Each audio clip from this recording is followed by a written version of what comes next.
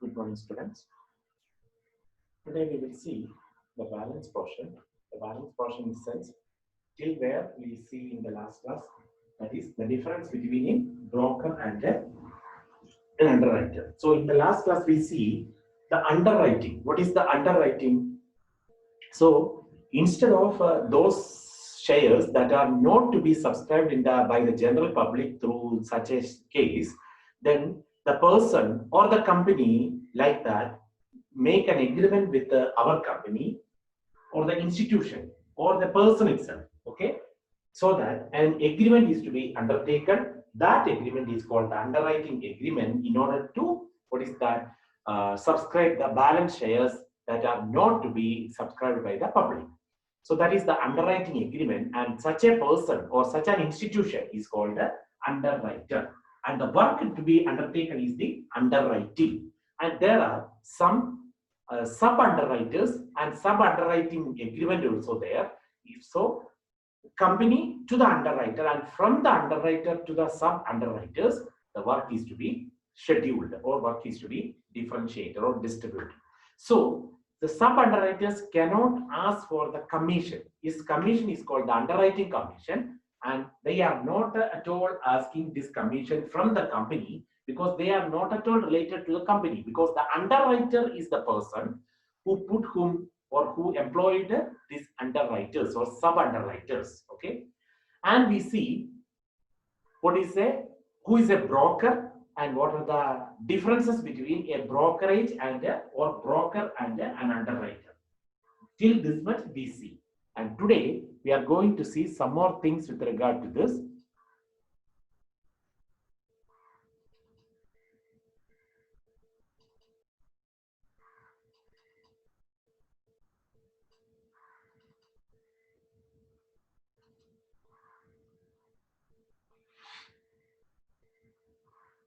So underwriter, then we see sub-underwriting, broker, underwriters and brokers. Then yes, another one is types of underwriting are open or closed, or open or closed in the sense means otherwise full or a whole or a partial.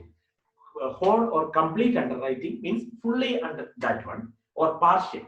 A part of that is to be issued of shares or debentures of a company that is to be undertaken by the underwriters in case not it is not to be subscribed by the public. അതാണല്ലോ main content. Public subscription ചെയ്യാത്ത case അത് whole or partial, and also that is on the base of the share and on the base of the liability that is to be undertaken. ഇതൊരു liability കേസാണ് അണ്ടർറൈറ്റിംഗ് എന്ന് പറഞ്ഞാൽ മറ്റവർ എടുക്കാതെയുള്ള സാധനം നമ്മൾ എടുത്ത് അത് എന്ത് ചെയ്യുക, സബ്സ്ക്രിപ്ഷന് വേണ്ടിയിട്ട് കൊടുക്കുന്നു. അപ്പൊ it is A liability for the underwriter. So that is why on the base of the liability, these underwriters are open or pure underwriting as well as firm underwriting. And what are the differences between open or which one firm underwriting that we see in the previous class. Today we are going to see what is a marked and unmarked application. എന്താണ് ഒരു marked application എന്താണ് ഒരു unmarked application? When the issue of shares or debentures of a company is underwritten by two or more underwriters, to determine the liability of each underwriter, it becomes necessary to know as to how many applications has been received through each underwriter. To make it easy to know as to how many applications have been received through each underwriter, it becomes necessary that the application for the shares or debentures sent through each underwriter should bear the official stamp of the respective underwriter. So, such an application bearing the official stamp of each of the underwriter are called marked application, and that are not put, that is the unmarked application. അപ്പോൾ എന്തിന് ഇത് തിരിച്ചറിയാൻ വേണ്ടിയിട്ട്, okay? So when the issue of shares or debentures of a company is underwritten by two or more underwriters, രണ്ടോ അതിൽ കൂടുതലോ underwriters എടുത്തിരിക്കുകയാണെങ്കിൽ, to determine the liability of each underwriter, it becomes necessary to know as to how many applications have been received through each underwriter. ഓരോ underwriter എത്ര application എടുത്തിട്ടുണ്ട് എന്നുള്ളതിന് വേണ്ടിയിട്ട്. So to make it easy to know as to how many applications have been received through each underwriter, it becomes necessary that the applications for the shares or debentures sent through each underwriter, ഓരോ underwriterന്റെ കയ്യിലും കൂടെ pass ചെയ്യുന്ന share അല്ലെ debenture, അത് എന്തിനു വേണ്ടിയിട്ട്, സബ്സ്ക്രിപ്ഷന് വേണ്ടിയിട്ട്, ഓക്കെ, അങ്ങനെയുള്ളതിന് should bear some official stamp of the respective underwriter. അപ്പൊ പല അണ്ടർറൈറ്റേഴ്സ് ഉണ്ടെങ്കിൽ ഓരോ അണ്ടർറൈറ്റേഴ്സിന്റെ ഓരോ stamp should put. So such an identification mark for this one belongs to that underwriter, അതിനാണ് മാർക്ഡ് ആപ്ലിക്കേഷൻ എന്നും. അതില്ലാത്തതിനെയാണ് എന്താണ്, ഒഫീഷ്യൽ സ്റ്റാമ്പ് ഇല്ലാത്തതിനെ എന്താണ് അൺമാർക്ഡ് ആപ്ലിക്കേഷൻ എന്നും എന്ന് പറയുന്നു. Clear? Then we are going to see the advantages. So everything having some advantages also. അതാണ് നമ്മളിപ്പം കഴിഞ്ഞ മൊഡ്യൂളിനകത്ത് കണ്ടു, റൈറ്റ് ഇഷ്യൂ അല്ലെ ബോണസ് ഇഷ്യൂ. എല്ലാത്തിനും അതിൻ്റെതായ ഡിസഡ്വാൻറ്റേജും ഉണ്ട്, അതിൻ്റെതായ അഡ്വാൻറ്റേജും ഉണ്ട്, isn't it? അപ്പൊ അതുപോലെ അണ്ടർ റൈറ്റിംഗിനും ഉണ്ട് എന്ത്, full this one. What is that? Advantages. One of the advantages guarantees full subscription. ശരിയാണ്. എന്താന്ന് വെച്ചാൽ ജനറൽ പബ്ലിക് അവോയ്ഡ് ചെയ്ത അല്ലെ ഇഗ്നോർ ചെയ്ത ഷെയറുകൾ അവർ ചെയ്യാത്തത് ആണ് എടുക്കുന്നത്. ചെയ്തതിന്റെ ആവശ്യമില്ല, കാര്യം അത് ഓൾറെഡി ജനറൽ പബ്ലിക് എടുത്തു. സോ അവർ ചെയ്യാത്ത ഏത് ഷെയർ ഉണ്ടോ അതെല്ലാമാണ് എന്തെടുക്കുന്നത്, അണ്ടർ റൈറ്റേഴ്സ് എടുത്ത് സബ്സ്ക്രിപ്ഷൻ കൊടുക്കുന്നത്. അപ്പൊ എന്താ, കംപ്ലീറ്റ് സബ്സ്ക്രിപ്ഷൻ നടക്കുന്നു. അതാണ്. So the company is sure of getting the full issue price of the shares issue. So advantages of this, complete subscription is there, that is guaranteeing full subscription, isn't it? So if the issue is undersubscribed, the portion not taken up by the public is undertaken by the underwriters. ബാക്കിയുള്ളത് underwriters എടുക്കും. അപ്പോൾ there should be complete subscription. അതാണ്, full subscription should be ensured. Then enhances the credit worthiness. Second point, that is the value to be increased. Enhances the credit worthiness. Value of the company to be increased. Underwriting enhances the credit worthiness of the issuing company and thereby increasing the goodwill, because the entire thing is to be which one, for subscribed എന്നുള്ളത് പറയാൻ പറ്റും. അപ്പൊ എന്താ, ആ കമ്പനിയുടെ കണ്ടോ അവരുടെ അണ്ടർറൈറ്റേഴ്സും കൂടെ എടുത്ത് എന്ത് ചെയ്യുന്നു, ഒരു മിഡിൽ മാൻ ആണ്, അവരെന്ത് ചെയ്യുന്നു, അവരും കൂടെ ഏറ്റെടുത്ത് എന്ത് നടത്തിയുകൊണ്ട് ഫുൾ സബ്സ്ക്രിപ്ഷൻ വന്നു. അതുവഴി reputation of the company, issuing company also to be increased. Then wide distribution.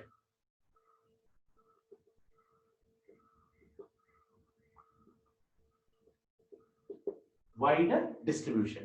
It enables the company to distribute its securities over a wide area. പലയിടത്തായിട്ട് സ്പ്രെഡ് ചെയ്ത് സബ്സ്ക്രിപ്ഷൻ നടത്താൻ പറ്റുന്നു, isn't it? So that is the wide distribution. Then gets expert advice also.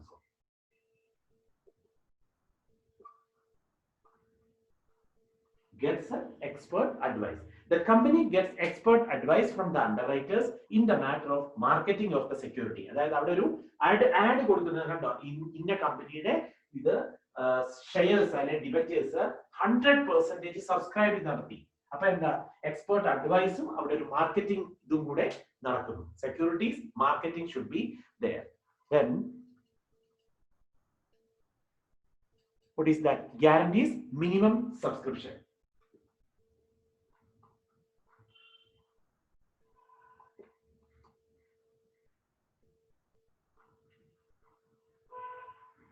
Full subscription അല്ല, minimum subscription. Underwriting acts as a sort of insurance or guarantee against the danger of not receiving minimum subscription.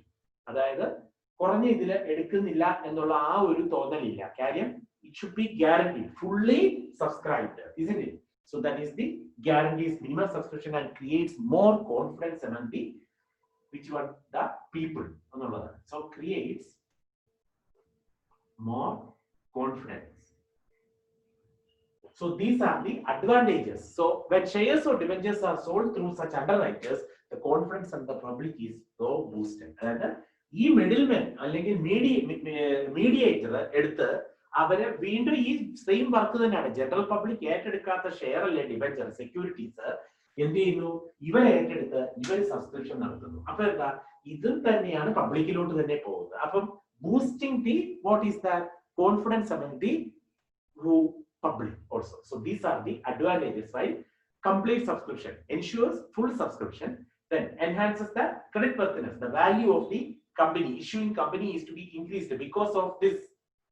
Full subscription ensure ചെയ്യുന്നുണ്ട്.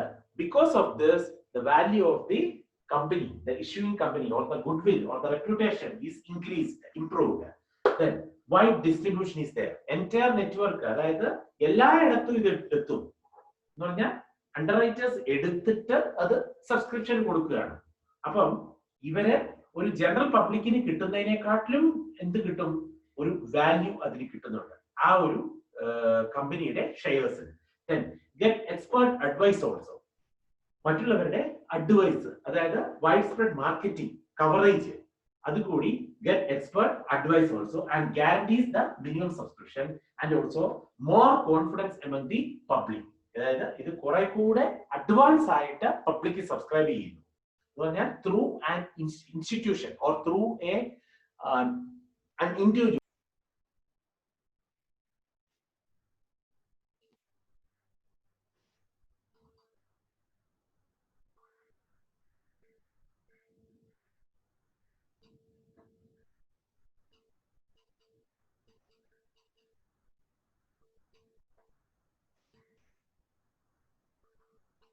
So these are the advantages. And next is how to determine the underwriter's liability. Next topic is how to determine the underwriter's liability. എങ്ങനെയാണ് ഇതിന്റെ underwriter's liability to be calculated?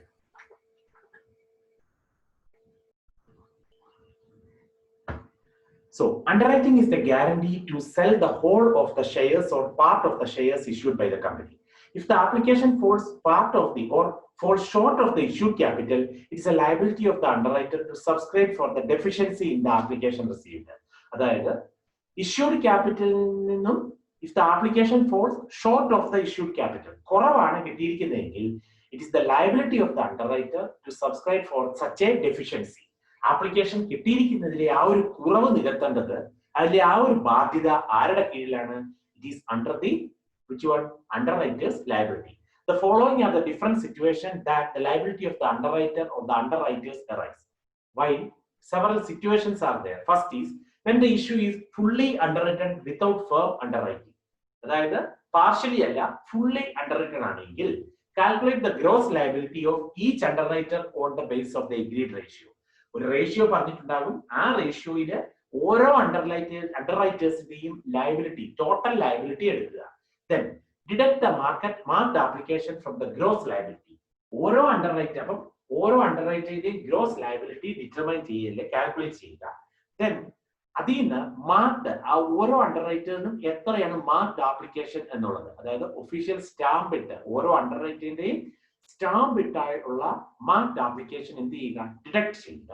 And determine the number of unmarked applications and divide the unmarked application between the underwriters in the given ratio and deduct the same from the balance obtained from the second step. അതായത് അതിൽ നിന്ന് ഇപ്പം എന്താ പറഞ്ഞിരിക്കുന്നത്, ഒന്ന് gross liability കണ്ടുപിടിക്കുക, അതിനുശേഷം marked application deduct ചെയ്യുക ഈ ഗ്രോസ് ലയബിലിറ്റിയിൽ നിന്ന്, എന്നിട്ട് അൺമാർക്ഡ് ആപ്ലിക്കേഷന്റെ എണ്ണം എടുക്കുക and divide the unmarked application between the underwriters. ഓരോ അണ്ടർറൈറ്ററിന്റെ അൺമാർക്ഡ് ആയിട്ടുള്ള ആപ്ലിക്കേഷൻ ഡിവൈഡ് ചെയ്യുക in the given ratio and deduct the same from the balance obtained from the second step. So through this we will check with an example also. X limited issues 10 lakh equity shares of rupees 10 each. 10 വെച്ച് 10 ലക്ഷത്തിന്റെ, okay, 10 ലക്ഷത്തിന്റെ whole of the issue is under 10 ലക്ഷത്തിന്റെ 10 രൂപ വെച്ചുള്ള 10 ലക്ഷം equity share 10 രൂപ വെച്ച്. Then whole of the issue was underwritten by X, Y and Z up to the ratio is 40%, 30% and 30%. So how it is 40:30:30, 4:3:3 റേഷ്യോയിലാണ് അണ്ടർറിട്ടൺ ചെയ്യുന്നത്. Applications were received for 8 lakh shares. 8 lakh ഷെയറിന് application കിട്ടിയിട്ടുണ്ട്. Of which marked application is 3 lakh for X and Y is how much? 2,20,000. 2,20,000 and Z is how much? 1,80,000. Okay, and the balance had no stamp. അപ്പോൾ മൊത്തം എത്രയാണ്? 8 ലക്ഷം application marked ഉണ്ട്. Applications were received 8 ലക്ഷം. 8 ലക്ഷം ആപ്ലിക്കേഷനില് എക്സിന്റെ 3 ലാക്ക്, വൈയുടെ 2,20,000, ഇസഡിന്റെ 1,80,000. നോക്കിക്കേ, 220 180, 220 plus 1 320 plus 320 plus 80 4 plus 3 7 lakh. So 1 lakh application which have no stamp. അപ്പൊ unmarked application 1 ലക്ഷം ഉണ്ട്. ഇതിന്റെ 3 ലക്ഷം എക്സിന്റെ, വൈയുടെ 220, ഇസഡിന്റെ 180. ഇതെല്ലാം കൂടെ കൂട്ടുമ്പോൾ 3 2 5 20 6 20 8 80 7, മൊത്തം 8. അപ്പം 1 ലക്ഷം ആപ്ലിക്കേഷൻസ് വിച്ച് ഹാവിംഗ് അൺമാർക്ഡ്. ഇതിന്റെ അപ്പൊ അതിന്റെ prepare a statement showing the liability of each underwriter. That is to be how we will prepare. See, gross liability in this way.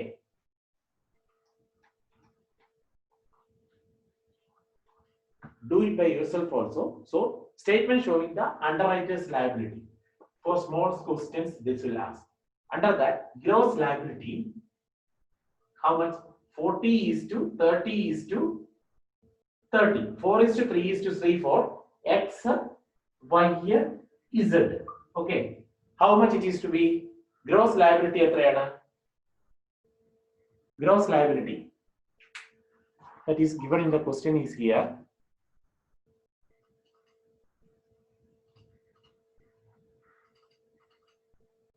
See, whole of the issue was 10 lakh.